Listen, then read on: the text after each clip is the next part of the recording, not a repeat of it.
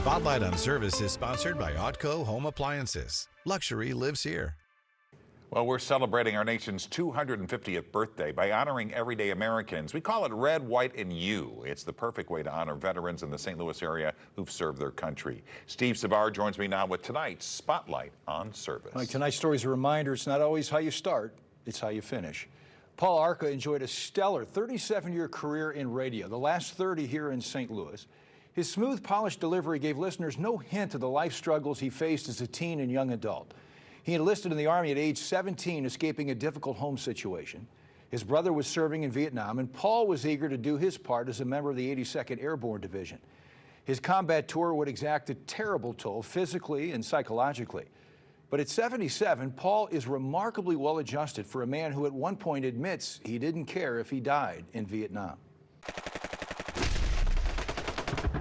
I'm going to die out here. But you know something? I'm okay with that. Because I really didn't have anything to come home to, really. Paul would spend 6 to 8 weeks at a time in the bush, battling dysentery, jungle rot, and living in filth. I've been in the jungle for 2 months. I just got out. You could get a change of jungle fatigues maybe once. So if I said I took 12 showers in a year, I'd be exaggerating. Paul took part in more than 50 combat assaults. In one, he was forced to jump early from his helicopter from about 10 feet because of incoming fire. The impact left him temporarily paralyzed and laying on his back in the middle of a firefight, looking skyward to a mirage. I see this giant bottle of Coca-Cola in the sky. It's just dripping wet with ice. I mean, it was like, if I ever get out of here, first thing I'm going to do is I'm going to get me a Coca-Cola. And I did. I got a whole six-pack and just, everybody else is drinking beer. I'm like, no, give me the Coke. That awkward landing was the start of a lifetime of pain for Paul. He's overcome more than 30 spinal surgeries, but his attitude about surviving Vietnam changed during his combat tour. Every day after Vietnam was a bonus day. My brother and I would tell each other that all the time. And we never said a word about Vietnam till we were in our 50s. It's my brother. Didn't want to say anything about it. Had nothing to say. Even to each other? No. But in civilian life, Paul was unable to shake the horrors of war and suffered from survivor's guilt.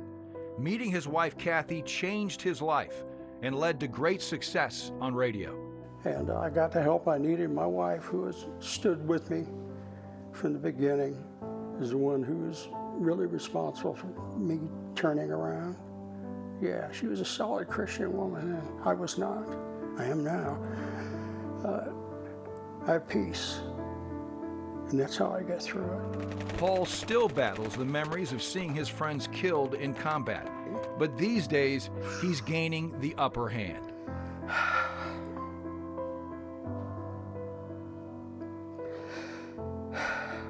Sorry.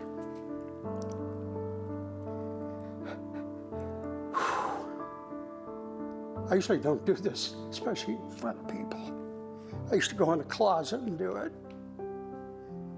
But I always say it's not how you start, it's how you finish. And I'm finishing. I'm finishing. You know, whatever happens is going to happen. I got no complaints about anything.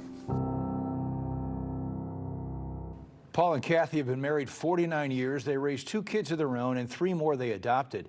He helps fellow veterans every chance he gets, for instance, volunteering for hospice duties. And Mike, those back surgeries have left Paul with titanium rods from his neck all the way to the bottom of his spine. He's also battled cancer from Agent Orange, but he remains thankful and optimistic and has a great outlook. I think that's what's amazing. First, he didn't talk about it. He kept it all inside. And now, even though he can talk about it, you can see he still feels it, but he still has this amazing attitude. And he feels grateful. He said he wanted to do 2 things growing up, serve in the military and have a radio career. And he did both. And he did both. Yeah. Steve, thanks so much.